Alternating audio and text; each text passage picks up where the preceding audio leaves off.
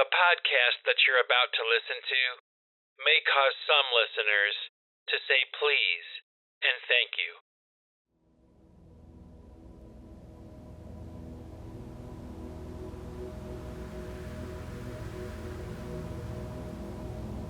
Well, hey there, happy innovators. How have you all been doing? I hope you're doing good. I know it's been a long time since I made a podcast, and oh my gosh, I almost kind of forgot how to do it. It's been that long. And, I was waiting for the inauguration of Donald Trump to come and go before I did a follow-up podcast to my last podcast, which was talking about my predictions for the election of 2024 and all that kind of stuff with Kamala Harris and Donald Trump and all the shenanigans that were going on and what I thought was going to happen.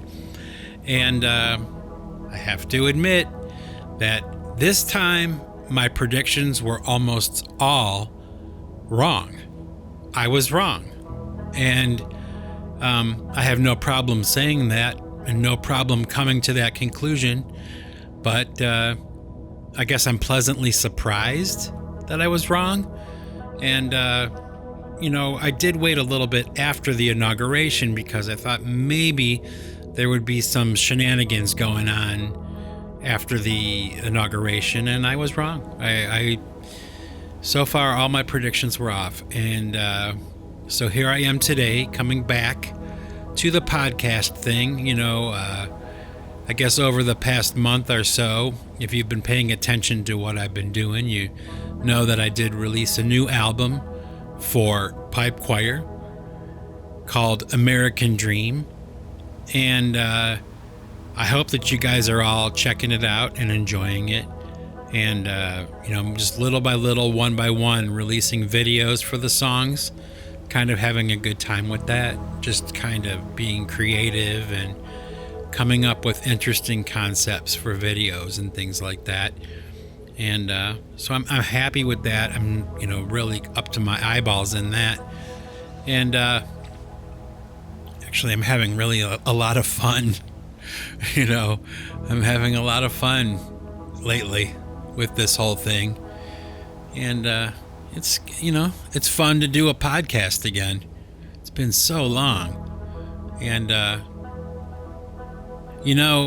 I guess that taking a long break in between podcasts is like a good way of weeding out those people that really are not friendly or they're not of goodwill.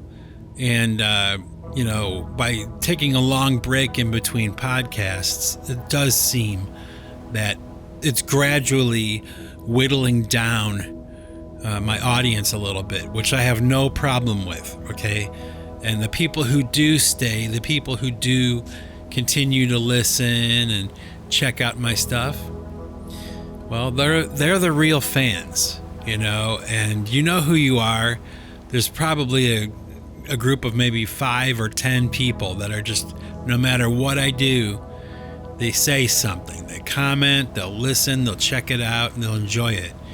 And I'm happy with that. I don't really want this to become much bigger than it is. I don't. And when I get these notifications and, sales pitches all the time from all these different podcast companies and, we'll help boost your podcast and, we'll get you 50% more listeners and all that. And it's like, I probably am the only person on the internet who is making podcasts, and I don't really want a larger audience. I'm happy and content just having a handful of people check it out. So if you're one of those people that's listening to this podcast right now and you've been listening for a really long time, thank you for that. Because it's so cool. It's so grassroots and real.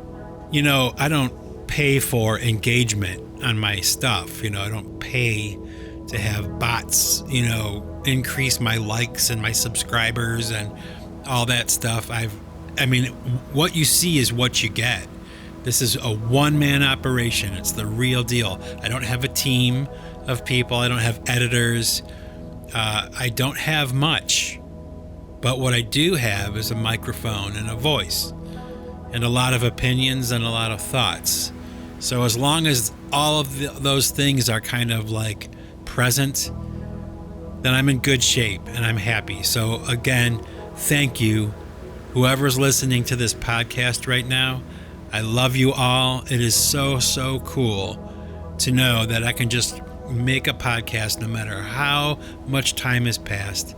And there will be some people that are loyal, which is like, paramount to me. Loyalty to me is paramount. And I appreciate it. And I'm going to say it. So thank you, all you happy innovators out there. Anyway, so over the past few years, there have been a lot of young people, young musicians that are, catching on to the PC3 project and, all the goofy Honest Wave stuff I've done. And, they contact me and they ask questions, and they're really kind of, it's kind of a weird thing I never anticipated ever having, was a younger audience. I just never conceived of it in my mind. But now that I've had that for a few years now, I have a couple thoughts on it, really. And it's kind of funny, I guess, because, I'm older. I'm over 50 years old, and I think I'm more comfortable talking to people that are either my age or older, or like close to my age. I'm not really good at communicating well with the younger people. So I try to be as gracious as I can be and as accommodating as I can and understanding or whatever. But one of the things that I've noticed about the younger kids, the younger generation, and maybe I'm misreading this or maybe I'm just too old, okay? But it's really kind of strange. So I'll have like a younger person. When I say younger, I mean like 10 or 14 or, 16 or 20 years old. And they'll be asking me a question, right? And, I'll answer the question, and sometimes the questions are, involved. They require a broad and thought out answer. So I'll be really careful with that, and I'll make sure that I make it as clear as I can and, satisfy that question they're asking and just kind of, not be a dick. You know what I mean? Like, just be nice to them and just give them a little bit of my time, right? But what's weird is, and it kind of bothers me a little bit, to be honest, is like, whenever they ask me something and I'll answer their question or I'll accommodate them somehow by sending them a link to a video I did that answers their question or whatever, they never say thank you. Like, they never just say thank you or like, oh, that's great, I'll check it out, or any kind. There's nothing. And I come from a generation, I suppose, where we were taught to say please and thank you. Like, when you're asking somebody to do something for you, you should say please. And when they accommodate you, then you're obliged to say thank you. That's polite. Okay, so I imagine that a lot of the younger kids don't really know that. Okay, it's not their fault that they weren't taught proper manners and to say please and thank you. And maybe it's partially like the culture on the internet where it's very insincere and they're used to talking to a team of people. They think they're talking to the host of their YouTube channel they're watching or whatever, and they're actually talking to somebody that's completely detached from the actual program that they're checking out. I mean, like, that's how it goes. a lot of these YouTube channels that you watch and a lot of these things that you see where it's like a person in their bedroom with a camera doing a podcast or a video blog or whatever, and they're talking, a lot of them are part of a team. There's a lot of people behind that stuff, and they're very disconnected from their audiences, and they don't care. You know what I mean? Like, they don't really care enough to answer questions themselves. Now, there are some that do. I'm not the only one, but I'm one of the only ones now. So if you're a younger person and you have questions for me, and no matter how old you are, really, no matter who you are, where you're from, how old, how young, it doesn't make any difference to me. Like, if you ask me a question about the art that I make, I will graciously answer your question. But if I do that, okay, do me a favor, okay, and say thank you. Or just give me some kind of acknowledgement that you got the answer that I gave and that it satisfied your question. It's a normal exchange of conversation. And I may be old-fashioned, and you may not be accustomed, especially if you're younger, you may not be accustomed to showing manners like that. Okay, I get that. I sound like the old man bitching at people to get off their lawn, but do me the favor and just acknowledge. If you ask me a question and I give you an answer, let me know you got the answer. Okay? Somehow. You don't even have to say thank you, but I appreciate when people say thank you. And I appreciate when people say please. So if it's not too much trouble, you know, if you hear this podcast and you're one of those people that I'm talking about, you know, come on. It's not that big of a deal. Just basic manners. That's all. Please and thank you. You know? Now, I was talking earlier about that album I released, American Dream. I figured I could talk about it a little bit here because I don't think that I was talking about it in my last podcast. I think the podcast came out before the album did. But the album's been out now for a little while. It's doing really well. Actually, it's kind of surprising. It's doing particularly good for me. And that's a good sign, right? Sign of growth. I've been working on that album for a while. And my original plan at the beginning of 2024 was to release the PC3 Days Away album and to release PC3 The Door of No Return and The Bright Side of the Moon for pipe choir, American Dream for pipe choir, and then I have one more album that I'm not going to say the title of it yet, but I'm working on it right now. But I also have another album coming out.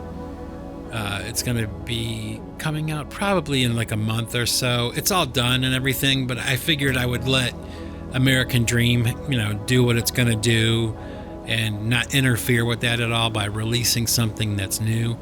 But I do have a new pipe choir album coming out soon, and it's going to be all just songs that were previously released, but I remixed and I, you know, re-recorded and stuff like that. An album of all old songs that I did the work on already. I just, you know, I don't really want to put old songs on my new albums anymore. I did that for a while, and I don't know, I'm kind of like, I'm not so into that anymore. I don't think it's such a good idea.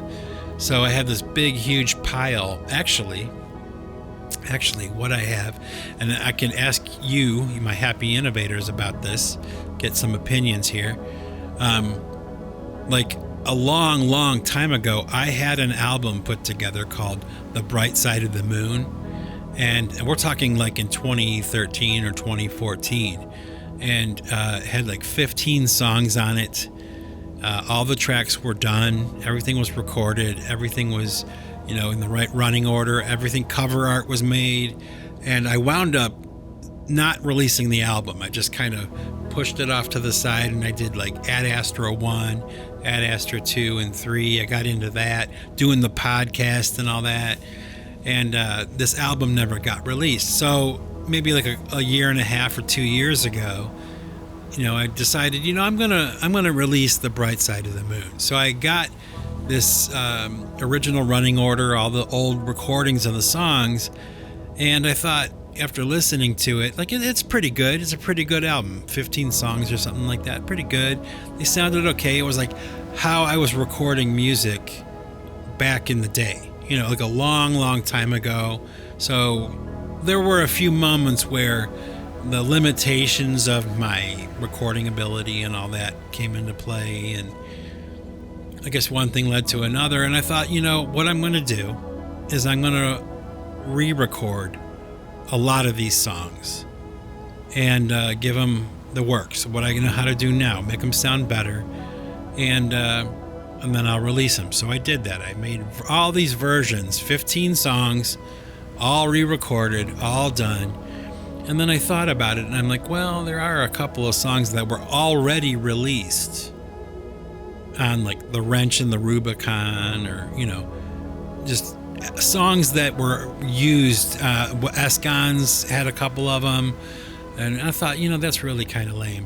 I don't want to do that.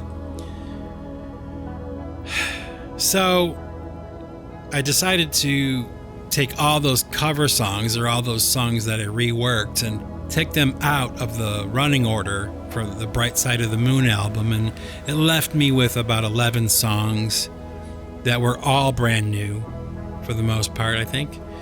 And that's what I wound up releasing was, The Bright Side of the Moon, just 11 songs, all new songs. I have this other album I'm going to release of these songs that are, reworked songs, reworked ideas. And then I had the idea, though, okay, and this is where you come in.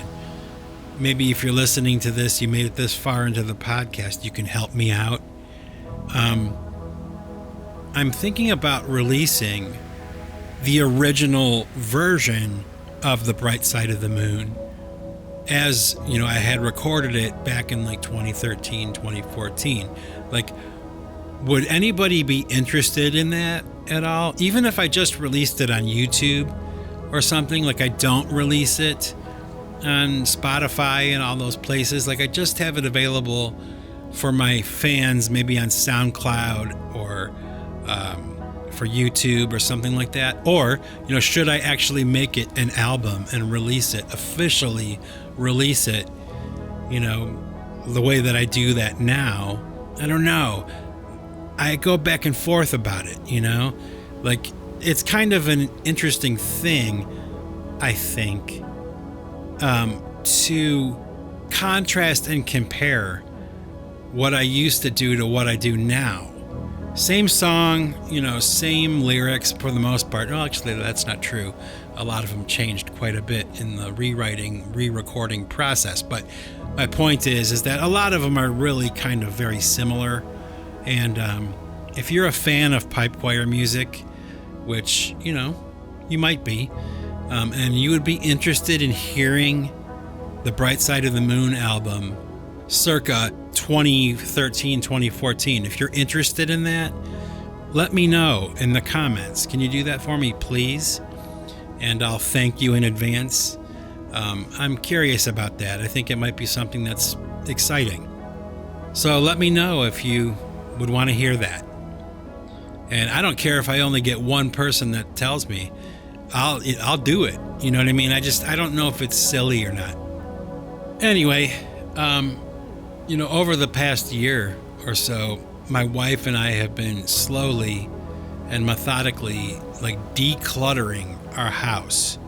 I guess it was kind of like a reaction to inheriting all the stuff from her parents and my parents. And, we had a lot of stuff already, and we just inherited, like, a whole house worth of stuff, and it kind of forces one to reevaluate everything in their house, which is what we're doing. And it's kind of like deciding, like, we're in the second half of our life together. We're past 50. So, how much of this stuff do we really want to be carrying around with us, for the rest of our lives, And, I've been watching here and there, like, these YouTube videos of people that specialize in, like, decluttering your house and everything. And they talk about it and the philosophies behind, getting rid of stuff and what to keep and what not to get rid of, that kind of stuff. And sentimental value, what does that really mean? And all very, very interesting and good questions and things that, I've been kind of mulling over in my mind.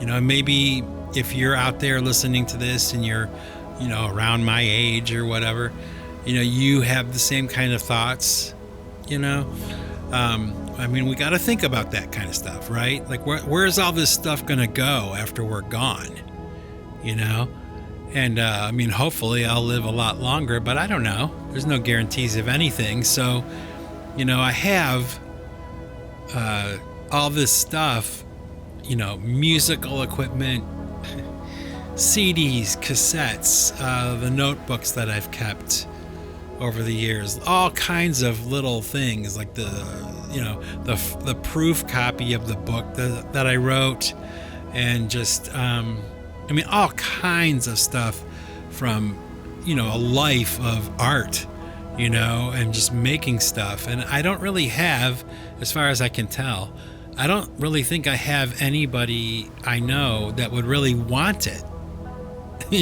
Like, to me, it's valuable. To me, I think it's cool or it's important or whatever.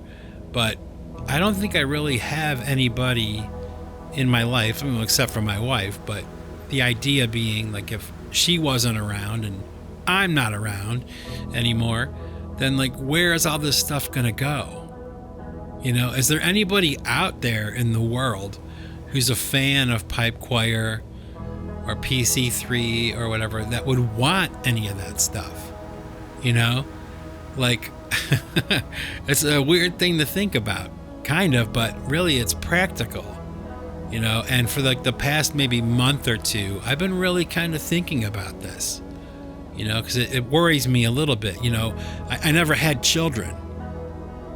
So it would be really easy if I had, like, a son or a daughter, and they would inherit everything, the songs, the rights to the songs, the ownership of the songs, and the videos, and the costumes, and the cameras, and the guitars, and the keyboards, and the, all the stuff, microphones, cables, recording equipment, all kinds of stuff that I've accumulated over the years. I'm sitting on this huge pile of stuff, and I'm really kind of trying to figure out, where is all this stuff going to go? Like, I wish that, in some fantasy world, I would have, like, a super fan who wanted it all, and I would have a couple bits of criteria that would need to be met. But aside from that, I would be probably willing to do it. It sounds funny, and it sounds maybe a little too premature. I'm only 53, but I don't know. I've been thinking about it, and I'm kind of curious to see if anybody out there listening to this podcast would say, you know what? I think I would want the PC3 pipe choir stuff, the pile that I've made, over the past 30 or 40 years of my life, It's a lot of work. There's posters, paintings. Oh man, I'm looking around my studio right now. Furniture that I've made. What else is here? Tons of guitar cases. Let's see. Cassette tapes of old demos, things that I did, recordings on CD of me drumming for different groups and stuff like that. all the CD versions of the pipe choir songs over the past 30 years. They're all here in my studio. I mean, there's a lot of stuff in here. 3-dimensional art I'm looking at. All kinds of recording equipment. I'm still thinking about it all. I'm not sure what I would do, but I'm just curious. I'm just curious if anybody out there would be actually interested in that. Is it important enough yet to the world, or somebody out there in the world, that they would be interested in that? Having the guitar that I wrote Dream on, and I recorded it with, and all this stuff. That my drums, oh my gosh, 2 drum sets. I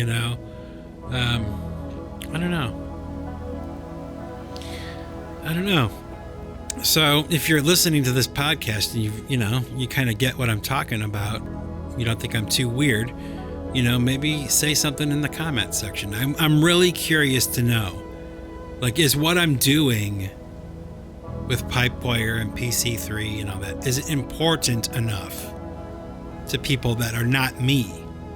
I really would like to know.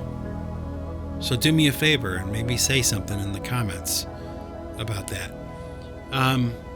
Anyway, so I can't talk too much longer today, but I didn't want the day to pass without me doing something for you guys. It's been so long. And, thank you for sticking with me and everything. It's really, really cool. I'm looking forward to the comments from the typical people that usually comment on what I'm doing. I look forward to that.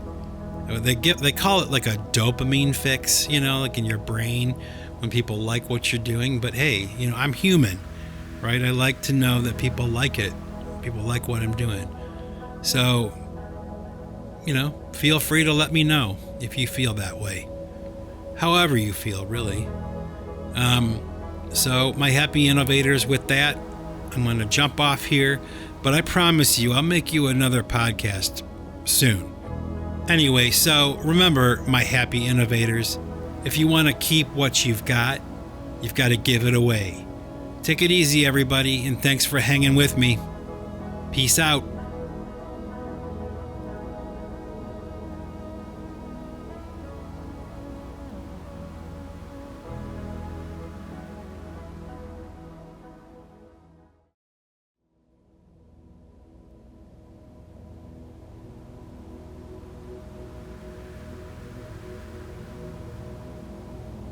Well, hey there, happy innovators.